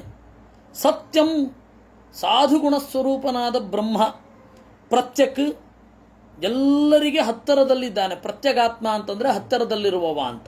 ಪ್ರಶಾಂತ ಜ್ಞಾನಾನಂದಗಳಿಂದ ತುಂಬಿದ್ದಾನೆ. ಭಗವತ್ ಶಬ್ದವಾಚ್ಯಂ, ಅವನನ್ನು ಭಗವಾನ್ ಅಂತಾರೆ. ಮತ್ತು ಉಳಿದವರನ್ನು ಭಗವಾನ್ ಅಂತನ್ನೋದು, ಅವನು ಭಗವಾನ್ ಅಂದರೆ ಬೇರೆ ಅರ್ಥದಲ್ಲಿ. 6 ಗುಣಗಳಿಂದ ತುಂಬಿದವನು. ಐಶ್ವರ್ಯಸ್ಯ ಸಮಗ್ರಸ್ಯ ವೀರ್ಯಸ್ಯ ಯಶಸಃ ಶ್ರಿಯಃ ಜ್ಞಾನ ವೈರಾಗ್ಯಯೋಶ್ಚೈವ ಚಣ್ಣಾಂಭಗ ಇತೀರಣ. ಇದು ಅವನಲ್ಲಿ ಪೂರ್ಣವಾಗಿದೆ ಅಂತ. ಉಳಿದವರಲ್ಲಿ ಇವಾಗ ವೇದಾತ್ಮ ತೀರ್ಥರು ವಾಯುಸ್ಥಿತಿಗೆ ವ್ಯಾಖ್ಯಾನ ಬರೀಬೇಕಾದ್ರೆ ಭಗವಾನ್ ತ್ರಿವಿಕ್ರಮಾಚಾರ್ಯ ಭಟ್ಟಾರಕ ಅಂತಾರೆ. ಅವರಿಗೆ ವೇತ್ತಿ ವಿದ್ಯಾಂ ಅವಿದ್ಯಾಂಚ ಲೋಕಾನಾಂ ಆಗತಿಂ ಗತಿಂ. ಯಾರಿಗೆ ವಿದ್ಯೆ ಗೊತ್ತಿದೆ, ಯಾರಿಗೆ ಅವಿದ್ಯೆ ಗೊತ್ತಿದೆ, ಯಾರಿಗೆ ಎಲ್ಲ ಜನರ ಹುಟ್ಟು ತಾವು, ಇವನು ಸತ್ತ ಮೇಲೆ ಎಲ್ಲಿಗೆ ಹೋದ ಅಂತ ನಮಗೆ ಇವತ್ತು ಕಾಣಲಿಕ್ಕಾಗಲ್ಲ. ಈ ದೇಹ ಬಿಟ್ಟ ಮೇಲೆ ಅವನು ಎಲ್ಲಿಗೆ ಹೋಗ್ತಾನೆ ಅಂತ ಯಾರಿಗೂ ಗೊತ್ತಿಲ್ಲ. ಗೊತ್ತಿದ್ದಿದ್ರೆ ಶ್ರಾದ್ದ ಮಾಡುವ ಅಗತ್ಯ ಇದೆಯೋ ಇಲ್ವೋ ಅಂತ ಗೊತ್ತಾಗ್ಬಿಡ್ತಾ ಇತ್ತು. ಅವರು ಜ್ಞಾನಿ, ಹೋಗಿದ್ದಾರೆ ಒಳ್ಳೆಯ ಲೋಕಕ್ಕೆ, ಯಾವ ತಡೆಯೂ ಇಲ್ಲ, ಮತ್ತಿನ್ಯಾಕೆ ಶ್ರಾದ್ದ ಮಾಡಬೇಕು? ಇಲ್ಲ, ಎಲ್ಲ ಮಾಡ್ತಾ ಇದ್ರು, ಏನೋ ಒಂದು ಅಡ್ಡಿ ಇದೆ, ಅದರ ನಿವಾರಣೆಗೆ ಶ್ರಾದ್ದ ಮಾಡಬೇಕು. ಈ 2 ಹಿನ್ನೆಲೆಯಿಂದ ಮಾಡಬೇಕೋ ಮಾಡಬಾರ್ದೋ ಗೊತ್ತಾಗ್ಬಿಡ್ತಾ ಇತ್ತು. ಗೊತ್ತಿಲ್ವಲ್ಲ, ಅಕಸ್ಮಾತ್ ಇದ್ದರೆ ಹೋಗಲಿ ಅಷ್ಟೇ. ನಮಗೆ ಗೊತ್ತಿಲ್ಲ. ಅತ್ಯಂತ ಜ್ಞಾನಿಯಾಗಿ ಒಳಗಡೆ ಇತ್ತು ಅಂತಂದರೆ ಅವನಿಗೆ ಮಾಡೋ ಅಗತ್ಯ ಇಲ್ಲ. ಮಾಡದೆ ಹೋದರೂ ಅವನು ಹೋಗ್ತಾನೆ. ಅತ್ಯಂತ ದುಷ್ಟ, ಅವನು ಒಳಗಡೆಯಿಂದ ವಿಪರೀತ ಕರಪ್ಟ್. ಅವನಿಗೆ ಮಾಡಿದ್ರೂ ಪ್ರಯೋಜನ ಇಲ್ಲ, ಮಾಡೋಲ್ಲ. ಯಾಕೆಂದರೆ ಅವನು ಹೀಗೆ ಅಂತ ಕೂಡ್ಬೋದಿತ್ತು. ನಮಗದೆರಡೂ ಗೊತ್ತಿಲ್ಲ, ಆದ್ದರಿಂದ ಮಾಡಬೇಕಾಗಿತ್ತು. ಇಷ್ಟಾಗಿ ಧರ್ಮಶಾಸ್ತ್ರದಲ್ಲಿ ಕೆಲವೊಂದು ವ್ಯವಸ್ಥೆಗಳುಂಟು. ಮೊನ್ನೆ ಒಬ್ಬ ಅಂಕಣಕಾರರ ಹತ್ತಿರ, ಕಾಲಮಿಸ್ಟ್, ಕನ್ನಡ ಪತ್ರಿಕೆಯಲ್ಲಿ ಪದೇ ಪದೇ ಬರೀತಾರವರು, ಅವ್ರ ಹತ್ರ ಮಾತನಾಡ್ತಾ ಹೀಗೆ ಹೇಳಿದೆ, ನೋಡಿ, ಅನಂತಮೂರ್ತಿ ಸಂಸ್ಕಾರ ಅನ್ನುವ ಕಾದಂಬರಿಯನ್ನು ಬರೆದು ಬ್ರಾಹ್ಮಣರ ಲೇವಡಿ ಮಾಡಲಿಕ್ಕೇನೆ ಅದು ಬರೆದು, ಅದರಲ್ಲಿ ಒಬ್ಬ ಅತ್ಯಂತ ಅನೈತಿಕವಾಗಿ ಬಾಳು ಸಾಗಿಸಿದ ಒಬ್ಬನ ಶವ ಸಂಸ್ಕಾರ ಹೇಗೆ ಮಾಡೋದು ಅಂತ ಗೊತ್ತಾಗದೆ ಇಡೀ ರಾತ್ರಿ ನ್ಯಾಯಸುಧಾ ಓದಿದ. ನ್ಯಾಯಸುಧಾದಲ್ಲಿ ಇರಲಿಲ್ಲ. ಪಂಡಿತರೆಲ್ಲ ಬಂದು ಕೇಳಿದ್ರು, ನ್ಯಾಯಸುಧಾ ಓದಿ ಏನು ಪ್ರಯೋಜನ ಆಚಾರ್ಯರೇ ಅಂತ ಕೇಳಿಬಿಟ್ರು. ಇವನು ಗೊತ್ತಾಗಲಿಲ್ಲ. 2 ದಿವಸ ಹೆಣ ಹಾಗೆ ಉಳಿತು. ಎಲ್ಲಿಯಾದರೂ ಉಂಟಾದು? ಧರ್ಮಶಾಸ್ತ್ರದ ಆರಂಭದಲ್ಲೇ ಬರೋದು ಅತ್ಯಂತ ಅನೈತಿಕವಾಗಿ ಬಾಳು ಸಾಗಿಸಿದವನ ಹೆಣವನ್ನು ಅಮಂತ್ರಕಂ ದಹೇತ್, ಯಾವುದೇ ಮಂತ್ರ ಇಲ್ಲದೆ ಸುಟ್ಟು ಬಿಡಬೇಕು, ಡಿಸ್ಪೋಸ್ ಮಾಡಬೇಕೇ ವಿನಃ ಅವನಿಗೆ ಸಂಸ್ಕಾರ ಎಲ್ಲ ಮಾಡಲಿಕ್ಕೆ ಹೋಗಬಾರದು ಅಂತ ಉಂಟು. ಅದು ಅವನಿಗೆ ಗೊತ್ತಿಲ್ಲ. ಮತ್ತು ನ್ಯಾಯಸುಧ ಅದು ಡಯಲೆಕ್ಟಿಕ್, ಅದು ತರ್ಕಗ್ರಂಥ, ಅದನ್ನು ಇವರು ತಗೊಂಡು ಹೋಗಿ ಧರ್ಮಶಾಸ್ತ್ರ ಅದು ಯಾಕೆ ನೋಡ್ತಾರೋ, ನಿಜವಾಗಿಯೂ ಪ್ರಾಣೇಶಾಚಾರ್ಯ ನೋಡೋದೇ ಇಲ್ಲ, ಧರ್ಮಶಾಸ್ತ್ರ ನೋಡ್ತಾರೆ ಅವ್ರು ನಿಜವಾಗಿಯೂ ಇವನು ಹೇಳಿದಾಗಿದ್ದರೆ. ಇದನ್ನು ಬರೀಲಿಕ್ಕೆ, ಇದನ್ನು ಬರೋದದ್ದು ಇಂಗ್ಲೆಂಡಲ್ಲಿದ್ದಾಗ, ಅದಕ್ಕೆ ಫೋರ್ಡ್ಸ್ ಫೌಂಡೇಶನ್ ದುಡ್ಡು ಕೊಟ್ಟದ್ದ ಸ್ಕಾಲರ್ಶಿಪ್ ಇದ್ದಾಗ ಅದು ಬರೋದದ್ದು. ಇದೆಲ್ಲ ನೋಡ್ತಾ ಇದ್ದರೆ ನಯಾ ಪೈಸೆ ಜ್ಞಾನ ಇಲ್ಲದೆ ಕೇವಲ ದುರುದ್ದೇಶದಿಂದ ಈ ವಿದ್ವಾಂಸರನ್ನು ಯಾರನ್ನೂ ಸಂಪರ್ಕ ಮಾಡದೇ ಬರೋದದ್ದು ಅಂತ ಗೊತ್ತಾಗ್ಬಿಡುತ್ತೆ. ಅದಕ್ಕೆ ಅವರು ಹೇಳಿದ್ರು, ನಾನು ಹೀಗೆ ಹೇಳಿದೆ, ಅದಕ್ಕೆ ನಿಮಗೆ ಆ ತರಹ ಎಷ್ಟು ಮಾಹಿತಿ ಇದೆ ಅಂತಂದರು. ಓ, ಎಲ್ಲ ಜ್ಞಾನಪೀಠಿಗಳ ಅಜ್ಞಾನ ಪರ್ವಗಳು ಗೊತ್ತಿದೆ ನನಗೆ ಅಂತಂದೆ. ಯಾಕೆಂದರೆ ಅವ್ರ ಬರಹ ಪರಿಶುದ್ಧ ಕಾವ್ಯದ ಉದ್ದೇಶಕ್ಕೆ ಬೇಂದ್ರೆ ಅವರು ಕೊಟ್ಟಿದ್ದು, ಅದನ್ನು ಬಿಟ್ಟರೆ ಇನ್ನೆಲ್ಲ ಇಂಥದ್ದೇ ಏನೇನೋ ತಪ್ಪು ಮಾಹಿತಿಗಳು, ಏನೇನೋ ದಡ್ಡತನದ ಮಾತುಗಳು, ಅದಕ್ಕೆ ಕೊಟ್ಟಿರೋದು. ಸರಿ, ಒಂದು ಲೇಖನ ಬರ್ಕೊಟ್ರೆ ಅಂತ,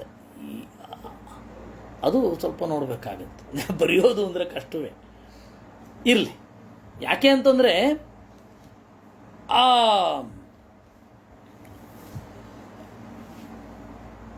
ಜ್ಞಾನ ಭಗ ಅಂತಂದರೆ ಲೋಕಾನಾಂ ಆಗತಿಂ ಗತಿಂ. ಒಬ್ಬ ಸತ್ತರೆ ಎಲ್ಲಿಗೆ ಹೋಗ್ತಾನೆ, ನಾವು ಅಲ್ಲಿಂದ ಶುರು ಆಗಿದ್ದು, ಅಲ್ಲಿಂದ ಈ ವಿಷಯ ಡೈವರ್ಟ್ ಆಗಿದ್ದು. ಜ್ಞಾನ, ಇವನು ಮುಕ್ತನಾಗಿದ್ದಾನ, ಯಾವ ಇದರಲ್ಲಿ ಯೋನಿಯಲ್ಲಿ ಹೋಗಿ ಸೇರಿಕೊಂಡಿದ್ದಾನೆ, ಯಾವ ಲೋಕದಲ್ಲಿ ಸ್ಟ್ರಕ್ ಆಗಿದ್ದಾನೆ ಅಂತ ಯಾರಿಗೆ ಗೊತ್ತಾಗುತ್ತೋ ಸವಾಚ್ಯೋ ಭಗವಾನಿತಿ. ಉತ್ಪತ್ತಿಂ ಆಯತಿಂ ಚೈವ, ಎಲ್ಲಿಂದ ಬಂದ, ಅವನ ಪ್ರಯಾಣ ಏನು, ಯಾವ ಯಾವ ದೇಹಗಳಲ್ಲಿ ಈ ಜೀವ ಪ್ರಯಾಣ ಮಾಡಿದ್ದಾನೆ, ಎದುರುಗಡೆ ಇರೋ ಜೀವ ಅಥವಾ ಜೀವ. ಲೋಕಾನಾಂ ಆಗತಿಂ ಗತಿಂ, ಜಗತ್ತಿನ ಸೃಷ್ಟಿ ಮತ್ತು ಪ್ರಳಯ ಅವರ ಧ್ಯಾನ ಗೋಚರ ಆಗಬೇಕು. ನಮಗೆರಡೂ ಗೋಚರ ಆಗಲ್ಲ, ಊಹೆಯಿಂದ ಬರೋದು ಹೀಗೆ ಜಗತ್ ಸೃಷ್ಟಿಯಾಗಿದ್ದು ಅಂತ ಮಾತ್ರ ಹೇಳಲಿಕ್ಕೆ ಬರುತ್ತೆ ನಮಗೆ. ಇವರು ಅದನ್ನು ಕಣ್ಣಾರೆ ಕಂಡು ಬರೆದವರು ಹಾಗೆ ಬರೀತಾರೆ, ಬಿಗ್ ಬ್ಯಾಂಗ್ ಥಿಯರಿಯವರು. ವೇತ್ತಿ ವಿದ್ಯಾಂ ಅವಿದ್ಯಾಂಚ ಸವಾಚ್ಯೋ ಭಗವಾನಿತಿ. ಅದರಿಂದಾಗಿ ಭಗವಾನ್ ಅನ್ನುವ ಶಬ್ದಕ್ಕೆ ಜ್ಞಾನಿಗಳು ವಾಚ್ಯರೇ, ಆದರೆ ಭಗವಾನ್ ಅಂತನ್ನುವ ಶಬ್ದಕ್ಕೆ ಮುಖ್ಯ ವಾಚ್ಯ ಯಾರು? ವಾಸುದೇವ. ಭಗವತ್ ಶಬ್ದ ವಾಚ್ಯಂ ಯತ್ ವಾಸುದೇವಂ, ಅದು ಪರಮಾತ್ಮ. ಅವನು ಇದೆಲ್ಲವನ್ನು ಮೊದಲು ಮಾಡಿದವನು. ಎರಡನೆಯದ್ದು ಮಾಡಿದ್ದು ಪ್ರಕೃತಿ. ಮೂರನೇ ನಾಲ್ಕನೇ ಲೆವೆಲಲ್ಲಿ ಬೇಕಾದರೆ ಜೀವ ಬರಬಹುದೇನೋ. ಹೀಗಿರುವಾಗ ಯಾರತ್ರ ಕೊಚ್ಕೊಳ್ಳೋದು ನೀನು ಅಂತ ಕೇಳಿದ.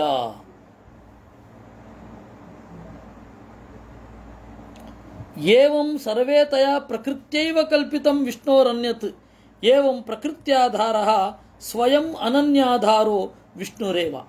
ಇವೆಲ್ಲವೂ ಮೊದಲು ಮಾಡಿದ್ದು ಪ್ರಕೃತಿ. ಮಧ್ವಾಚಾರ್ಯರ ಭಾಷ್ಯವನ್ನು ನಾನು ಓದ್ತಾ ಇದ್ದೇನೆ. ಆಮೇಲೆ ಪ್ರಕೃತಿ ಮಾಡಿ ಆದ ಮೇಲೆ ಮಾಡ್ತಾ ಇರೋದು ವಿಷ್ಣು. ಪ್ರಕೃತಿ ಮಾಡೋದಕ್ಕಿಂತ ಮೊದಲು ಮಾಡಿದ್ದು ವಿಷ್ಣು. ಮೊದಲು ಮಾಡಿದ್ದು ಅವನು, ಪ್ರಕೃತಿಗೂ ಆಧಾರ ವಿಷ್ಣು, ಆಮೇಲೆ ಪ್ರಕೃತಿಯಿಂದ ಆಗುವಂಥದ್ದು. ಇದರ ಸ್ಪಿರಿಟ್ ಏನು, ಇದರ ಇನ್ನೊಂದು ಆಯಾಮವನ್ನು ಆಚಾರ್ಯರು ಕೊಡ್ತಾ ಇದ್ದಾರೆ. ಅತಃ ಸರ್ವಶಬ್ದಾಶ್ಚ ತಸ್ಮಿನ್ನೇವ. ಅವನ ಉದ್ದೇಶ ಏನು? ಯಾರು? ಜಡಭರತನ ಉದ್ದೇಶ ರಾಜ ಗೋಪ್ತ ಶ್ರಯೋ ಭೂಮಿ ಕಾರಣಂ ಚೇತಿ ಲೌಕಿಕ. ರಾಜ ರಕ್ಷಕ, ಗೋಪ್ತ ಆಶ್ರಯ ಭೂಮಿ, ಭೂಮಿ ಅನ್ನೋದು ಆಶ್ರಯ ಮತ್ತು ಎಲ್ಲಕ್ಕೂ ಕಾರಣ. ಇದು ಲೌಕಿಕ ವ್ಯವಹಾರ. ನ ತತ್ ಸತ್ಯಂ ತಯೋರ್ ಬ್ರಹ್ಮಾಶ್ರಯೋ ವಿಭು. ಆ ರಾಜನಿಗೂ ಆಶ್ರಯನಾಗಿ ರಕ್ಷಣೆ ಮಾಡುವವ ದೇವರು, ಆ ಭೂಮಿಗೂ ಆಶ್ರಯನಾಗಿ ಆಶ್ರಯ ನೀಡಿದವ ದೇವರು. ಗೋಪ್ತಾಚ ತಸ್ಯ ಪ್ರಕೃತಿ ತಸ್ಯಾ ವಿಷ್ಣು ಸ್ವಯಂ ಪ್ರಭು. ತವ ಗೋಪ್ತ್ರೀತು ಪೃಥಿವೀ ನತ್ವಂ ಗೋಪ್ತಾ ಕ್ಷಿತೆ ಸ್ಮೃತಃ ಅತಃ ಸರ್ವಾಶ್ರಯಶ್ಚೈವ ಗೋಪ್ತಾ ಚ ಹರಿರೀಶ್ವರಃ. ಆಮೇಲೆ ನೀನು ಬೀಳದೇ ಇರಲಿಕ್ಕೆ ಕಾರಣ ಈ ಭೂಮಿ. ಬಿದ್ದ ಮೇಲೆ ಹೇಳ್ತಿಯಲ್ಲ, ಅದಕ್ಕೂ ಭೂಮಿಯೇ ಕಾರಣ. ಬಿದ್ದವ್ರು ಬಿದ್ದೇ ಹೋದರೆ ಅತಳ ಅಂತ ಮುಂದೆ ಒಂದು ಲೋಕ ಬರುತ್ತೆ. ಅತಳ ಅಂದರೆ ಏನು? ತಳವೇ ಇಲ್ಲ ಅಂತ. ಒಂದು ಸರ್ತಿ ಬಿದ್ದೋದ್ರೆ ಮುಗಿತೆ, ಸಿಗೋದೇ ಇಲ್ಲ ಅದು. ಅದಕ್ಕೆ ಅತಳ ಅಂತ ಕರೀತಾರೆ ಅಂತ ಲೋಕಗಳನ್ನು ಹೇಳಬೇಕಾದ್ರೆ. ಆ ಥರದ ಒಂದು ಲೋಕವೂ ಉಂಟು ಈ ಭೂಮಿ ಮೇಲೆ. ಈ ಬ್ರಹ್ಮಾಂಡದಲ್ಲಿ ಆ ತರಹದ ಲೋಕವೂ ಇದೆ. ಕೆಳಗಡೆ ಬಿದ್ದೋದ್ರೆ ಏನಾದರೂ ಮತ್ತೆ ಸಿಗೋದೇ ಇಲ್ಲ, ಅದಕ್ಕೆ ತಳವೇ ಇಲ್ಲ ಅಂತ. That is the land without bottom. ತಳವೇ ಇಲ್ಲದ ಭೂಮಿ. ಓಡಾಡಬಹುದು ನೀವು, ಬೀಳಬಾರದಷ್ಟೆ. ಹೀಗೆಲ್ಲ ಇರುತ್ತೆ. ಅದರಿಂದಾಗಿ ಇದು ಸರ್ವ ತವ ಗೋಪ್ತ್ರೀತು ಪೃಥಿವಿ, ನಿನ್ನನ್ನು ರಕ್ಷಣೆ ಮಾಡೋದು ಭೂಮಿ, ನಿನಗೆ ಆಶ್ರಯವಾಗಿರೋದು ಭೂಮಿ, ಅದಕ್ಕೂ ಆಶ್ರಯನಾಗಿರೋದು ದೇವರು. ಈ ಎಚ್ಚರ ಇಟ್ಟುಕೋ ಅಂತ ಅವನು ಹೇಳಿದ. ಸರ್ವಶಬ್ದಾಭಿಧೇಯಶ್ಚ ಶಬ್ದವೃತ್ತೇರ್ಹಿ ಕಾರಣಂ. ಶಬ್ದವೃತ್ತಿಗೆ ಏನು ಕಾರಣ? ಸರ್ವಶಬ್ದಾಭಿಧೇಯನಾದ ನಾರಾಯಣನೇ ಕಾರಣ. ಸರ್ವಾಂತರ ಸರ್ವಬಹಿಹಿ ಏಕ ಏವ ಜನಾರ್ದನಃ. ಎಲ್ಲದಕ್ಕೂ ಕಾರಣ ಅವನು.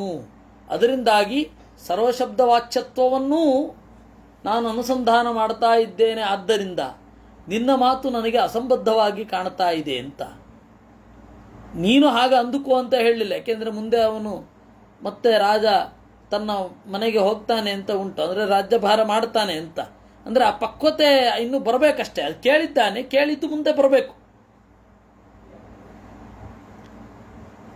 ಈ ಎಲ್ಲ ಸೂಕ್ಷ್ಮಗಳ ಹಿನ್ನೆಲೆಯಲ್ಲಿ ನೀವು ರಹುಗಣ ಜಡಭರತರ ಸಂವಾದವನ್ನು ಗ್ರಹಿಸಬೇಕು. ಶಿರ ಆಧಾರತ ಯದ್ವತ್ ಗ್ರೀವಾಯಾಸ್ತದ್ವದೇವತು ಆಶ್ರಯತ್ವಂತ ಗೋಪ್ತೃತ್ವಂ ಅನ್ಯೇತಾಂ ಉಪಚಾರತಃ. ತಲೆಯಲ್ಲಿದೆ, ಕತ್ತಿನ ಮೇಲಿದೆ ಅನ್ನೋದು ಹೇಗೆ ಔಪಚಾರಿಕವೋ ಹಾಗೆ ನಾವೆಲ್ಲಿದ್ದೇವೆ? ಭೂಮಿಯಲ್ಲಿದ್ದೇವೆ. ಭೂಮಿಯಲ್ಲಿದೆ, ಶೇಷನ ಮೇಲಿದೆ. ಶೇಷ ಎಲ್ಲಿದ್ದಾನೆ? ವಾಯುಕುರ್ಮದ ಮೇಲಿದ್ದಾನೆ. ಇದಿಷ್ಟು ಔಪಚಾರಿಕ. ಔಪಚಾರಿಕವಲ್ಲದೆ ಇರೋದು ಯಾವುದು? ಇನ್ಫಾರ್ಮಲ್ ಆಗಿರತಕ್ಕಂಥದ್ದು ಯಾವುದು? ದೇವರು ಅಂತ. ಆಶ್ರಯತ್ವಂಚ ಗೋಪ್ತೃತ್ವಂ ಅನ್ಯೇಚಾಂ ಉಪಚಾರತಃ.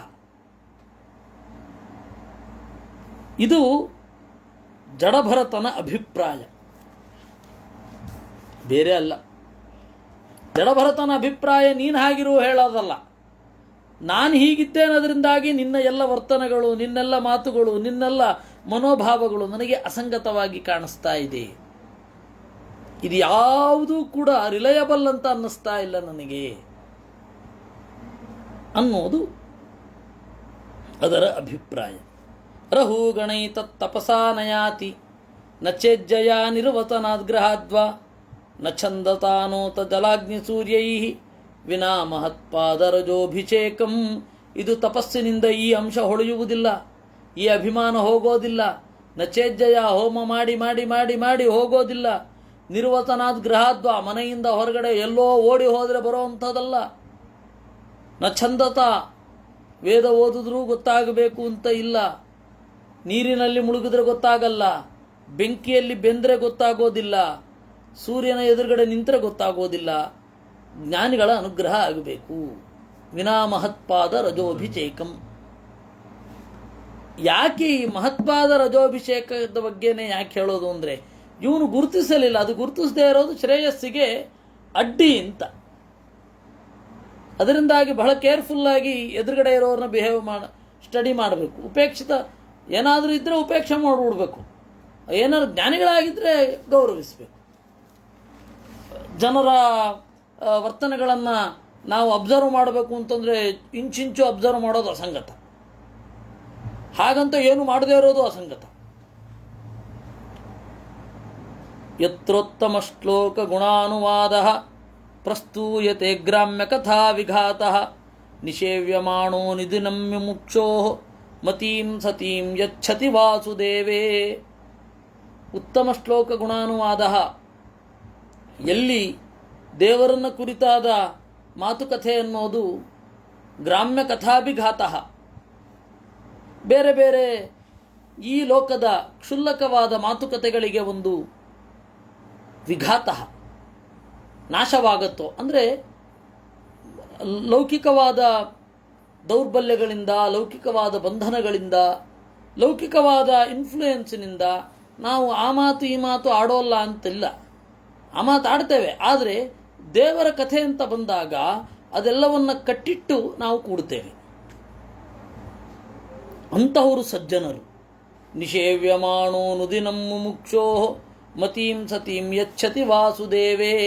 ಆ ತರಹದ ಭಗವದ್ಗುಣಾನುವಾದ ಅನ್ನೋದೇನಿದೆ ಅದು ದೇವರಲ್ಲಿ ಬುದ್ಧಿಯನ್ನು ಕೊಡುತ್ತೆ. ಅಂದರೆ ದೇವರನ್ನ ಕುರಿತು ಮಾತನಾಡುವುದಕ್ಕಾಗಿ ಉಳಿದ ಎಲ್ಲ ಮಸಾಲೆ ಭರಿತ ಗಾಸಿಪ್ಗಳನ್ನು ಚಪ್ಪರಿಸೋದನ್ನು ನಿಲ್ಲಿಸ್ತೇವಲ್ಲ, ಅದು ನಮಗೆ ಒಳ್ಳೆ ಬುದ್ಧಿಯನ್ನು ಕೊಡೋದು. ಅಂದರೆ ನಮಗೆ ಮಿತಿ ಅರ್ಥ ಆಗಿದೆ, ಅದನ್ನು ಬಿಡ್ಲಿಕ್ಕಾಗ್ತಾ ಇಲ್ಲ ಅಷ್ಟೇ. ಅದನ್ನು ಬಿಡೋ ಹಾಗಾಗತ್ತೆ ನಿಧಾನ. ಅಹಂ ಪುರಾ ಭರತೋ ನಾಮ ರಾಜ ವಿಮುಕ್ತ ದೃಷ್ಟಶ್ರುತ ಸಂಗಬಂಧ ಆರಾಧನಂ ಭಗವತ ಈಹಮಾನೋ ಮೃಗೋಭವಂ ಮೃಗ ಸಂಘಾದ್ಹತಾರ್ಥ. ನಾನು ಯಾರು ಗೊತ್ತೇನೋ? ನಾನು ಭರತ, ರಾಜನಾಗಿದ್ದವ. ಎಲ್ಲ ಕಟ್ಟಿನಿಂದ ಬಿಡಿಸಿಕೊಂಡಿದ್ದೆ ಪರಮಾತ್ಮನ ಪೂಜೆ ಮಾಡಲಿಕ್ಕಾಗಿ.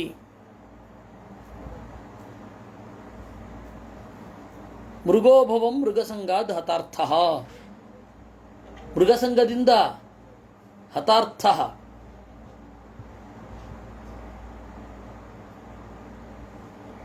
ನನ್ನ ಪ್ರಯೋಜನವನ್ನು ಕಳೆದುಕೊಂಡೆ. ಸಮಾಂ ಸ್ಮೃತಿರ ಮೃಗದೇಹೇಪಿ ವೀರ ಕೃಷ್ಣಾರ್ಚನ ಪ್ರಭವಾನೋ ಜಹಾತಿ ಅಥೋ ಅಹಂ ಜನಸಂಗಾದ ಸಂಗಃ ವಿಶಂಕಮಾನಃ ಅವಿವೃತಶ್ಚರಾಮಿ.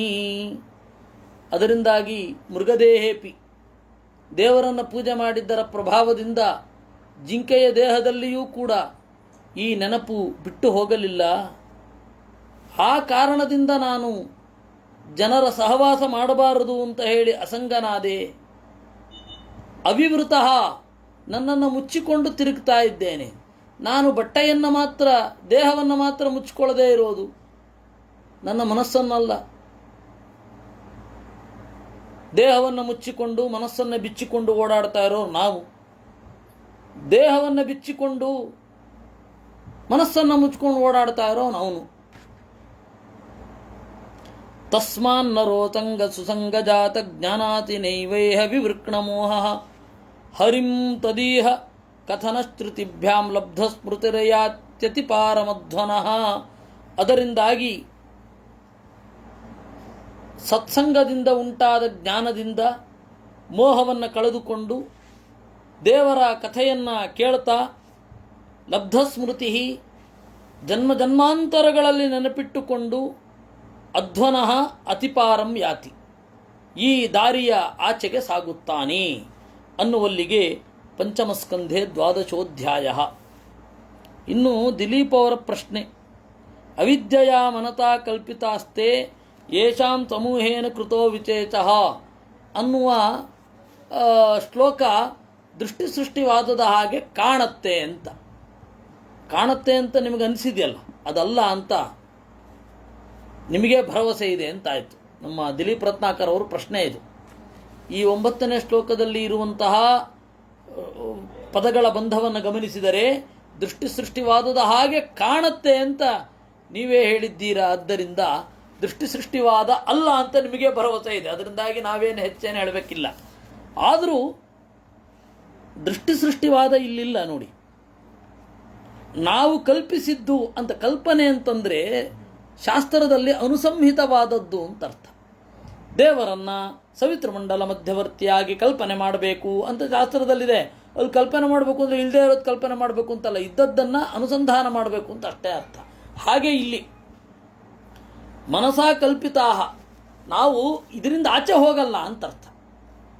ಅಜ್ಞಾನದಿಂದ ನಮ್ಮ ಮನಸ್ಸಿನಲ್ಲಿ ಪರಮಾಣುಗಳ ವಿನ್ಯಾಸ ಅಂತ ಅನುಸಂಧಾನ ಮಾಡಿದ್ದೇವೆ. ಅದು ತಪ್ಪಲ್ಲ. ಪರಮಾಣು ವಿನ್ಯಾಸವೇ. ಆದರೆ ಅದರಿಂದ ಆಚೆಗೆ ಒಬ್ಬ ದೇವರಿದ್ದಾನೆ. ಆ ಪರಮಾಣು ವಿನ್ಯಾಸದ ಹಿಂದೆ ದೇವರಿದ್ದ, ಈಗ ಇದ್ದಾನೆ ಅನ್ನೋದು ಗೊತ್ತಾಗಲ್ಲ ಅಂತ. ಅದರಿಂದಾಗಿ ಅದು ಇಲ್ಲ ಇಲ್ಲ ಏನು ಹೇಳಿಲ್ಲ. ಅಲ್ಲ, ಮತ್ತೆ ನಾನು ಒಂದು ಕಾಲಕ್ಕೆ ನಮ್ಮ ಪ್ರದೀಪ್ ಅವ್ರ ಮನೆಯಲ್ಲಿ ಮಹಾಭಾರತ ಇದು ಭಾಗವತ ಆಗ್ತಾ ಇತ್ತು. ಆವಾಗ 7 ವರ್ಷ ಆಯಿತು ಭಾಗವತ. ಹಂಗೆ ನೋಡಿದ್ರೆ ಇದು ಸ್ವಲ್ಪ ಬೇಗ ಮುಗೀತಾ ಇದೆ ಅಥವಾ ಗೊತ್ತಿಲ್ಲ. ಅದು 20 ನಿಮಿಷ ಇತ್ತು. ಇದು 1 ಗಂಟೆ. ಮತ್ತು ಪ್ರತಿ ದಿವಸ ಅದು ಶನಿವಾರ ಭಾನುವಾರ ಮಾತ್ರ ಇತ್ತು. ಫಸ್ಟ್ ಪ್ರತಿ ದಿವಸ ಇತ್ತು, ಆಮೇಲೆ ಶನಿವಾರ ಭಾನುವಾರ ಆಯಿತು. ಅದರಲ್ಲಿ ನಾನು ಎಲ್ಲ ವ್ಯಾಖ್ಯಾನಗಳನ್ನು ನೋಡಿ ಆಚಾರ್ಯರ ವ್ಯಾಖ್ಯಾನವನ್ನು ಹೇಳ್ತಾ ಇದ್ದೆ. ಶ್ರೀಧರೀಯ, ವಂಶೀಧರೀಯ, ಆಮೇಲೆ ರಾಧಾರಮಣ ಗೋಸ್ವಾಮಿ, ಜೀವ ಗೋಸ್ವಾಮಿ, ಇವ್ರದೆಲ್ಲ ನೋಡಿ ಹೇಳ್ತಾ ಇದ್ದೆ. ಆಮೇಲೆ ಅದು ವೇಸ್ಟು ಅಂತ ಅನ್ನಿಸ್ತು. ಕಾರಣ ಏನು ಅಂದರೆ ಆಚಾರ್ಯ ಎಲ್ಲಿ ಬರೆದಿರ್ತಾರೆ ಅವರೆಲ್ಲ ಹಿಂದೆ ತಪ್ಪೇ ಇರ್ತಾರೆ ಅಂತ ಖಾತ್ರಿ. ಅದರಿಂದಾಗಿ ನನಗದು ನೋಡಬೇಕು ಅಂತ ಅನ್ನಿಸ್ಲಿಲ್ಲ. ಅದರಿಂದಾಗಿ ಆಚಾರ್ಯ ಗ್ರಂಥ ಸಾಕು. ಈವನ್ ನಾನು ವಿಜಯಧ್ವಜರ ವ್ಯಾಖ್ಯಾನ ಯಾವಾಗ ಓದಿದ್ದೋ ಮತ್ತೆ ಓದಿಲ್ಲ. ಸತ್ಯ ಹೇಳ್ತೇನೆ, ಯಾದವಾರ್ಯರದು ಮುಟ್ಟೇ ಇಲ್ಲ ನಾನು. ಈಗ ಸತ್ಯಧರ್ಮರದ್ದು ನೋಡಿಲ್ಲ. ಎಲ್ಲೋ ಯಾವುದ್ಯಾವುದೋ ನೋಡಿದ್ದು, ಯಾವುದೋ ಅಂಶ ನೆನಪಲ್ಲಿದೆ. ಮತ್ತಿನ್ನು ಯಾರ್ದು ನಾನು ನೋಡಿಕಲ್ಲ. ಮಂದಾನಂದಿನಿ ವ್ಯಾಸತತ್ವಜ್ಞ ತೀರ್ಥರದ್ದು ನೋಡಿಲ್ಲ, ನೋಡ್ಲಿಕ್ಕೆ ಹೋಗೋದೂ ಇಲ್ಲ. ಯಾಕೆಂದರೆ ನಮಗೆ ಭಾಗವತ ಮತ್ತು ಭಾಗವತ ತಾತ್ಪರ್ಯ ಎರಡೇ ಆನಂದದಾಯಕವಾಗಿದೆ. ಆದ್ದರಿಂದ ನಾನು ಎರಡನ್ನು ಬಿಟ್ಟು ಬೇರೆ ಕಡೆ ಹೋಗೋಷ್ಟು ಪುರುಸೋತ್ತಿಲ್ಲ. ಹೀಗಾಗಿ ಇದನ್ನೇ ಅನುಸಂಧಾನ ಮಾಡುವ ಅಂತ. ಹೀಗಾಗಿ ಇದಕ್ಕೆ ಏನು ಬರೆದಿದ್ದಾರೆ ಅಂತ ಮರ್ತೋಗಿದೆ ನನಗೆ. ನಮ್ಮ ತಟ್ಟಿಯವರು ಕೇಳಿದ ಪ್ರಶ್ನೆ, ಇದಕ್ಕೆ ಮಾಯಾವಾದಿಗಳು ಏನು ಬರೆದಿದ್ದಾರೆ ಗೊತ್ತಿಲ್ಲ, ಮರ್ತೋಗಿದೆ. ಅದರಿಂದಾಗಿ ಅದಕ್ಕೇನು ಉತ್ತರ ಇಲ್ಲ. ಅವ್ರು ಹೀಗೆ ಯೋಚನೆ ಮಾಡ್ತಾರೆ ಅಂತ ಅಂದ್ಕೊಂಡು ನಾವು ಹೋಗಬೇಕು, ಆದರೆ ಅವರು ಮಾಡೇ ಇರಲ್ಲ. ಅದು ಆಗತ್ತೆ. ನಾವೇ ಅತಿ ಬುದ್ಧಿವಂತಿಕೆಯಿಂದ ಚಿಂತನೆ ಮಾಡಿಬಿಟ್ಟಿರ್ತೇವೆ. ಯಾದವೇಂದ್ರ ತೀರ್ಥರದ್ದು ಸ್ವಲ್ಪ ನೋಡಿದ್ದೇನೆ. ಅದು ತಾಡವಾಲೆ ನನ್ನ ಕೈಗೆ ಬಂದಿತ್ತು, ಅದರಿಂದಾಗಿ ಸ್ವಲ್ಪ ನಾನು ನೋಡಿದ್ದಿದ್ದು. ಯಾದವೇಂದ್ರರದ್ದು ಪೂರ್ತಿ ನೋಡಿಲ್ಲ. ಮತ್ತು ಪೂರ್ತಿ ಇಲ್ಲವೂ ಇಲ್ಲ. ಅವ್ರದ್ದು 3 ಇದಕ್ಕಿದೆ, 3 ಸ್ಕಂದಗಳಿಗಿದೆ, ಮತ್ತು ಏಕಾದಶ ಸ್ಕಂದಕ್ಕಿದೆ. ಆ ಸಿಕ್ಕಿದ್ದ ತಾಡವಾಲೆಯಲ್ಲಿ ಬಹಳ ತಪ್ಪುಗಳಿದೆ. ಸಂಪಾದನೆ ಚೆನ್ನಾಗಿ ಆಗಿಲ್ಲ, ಅಷ್ಟು ಮಾತ್ರ ನಾನು ಹೇಳ್ತೇನೆ. ದಿವ್ಯ ಸಂಪಾದಕತ್ವ, ಅನುಗ್ರಹ ಸಂಪಾದಕತ್ವ, ಅದು ಅತ್ಯಂತ ಅಸಡ್ಡಾಳ ಅಸಂಬದ್ಧ ಶಬ್ದಗಳು. ಅದು ಆ ಎಡಿಟರ್ ರೀ, ಡಿವೈನ್ ಎಡಿಟರ್ ಎಂತದ್ರಿ ಅದು.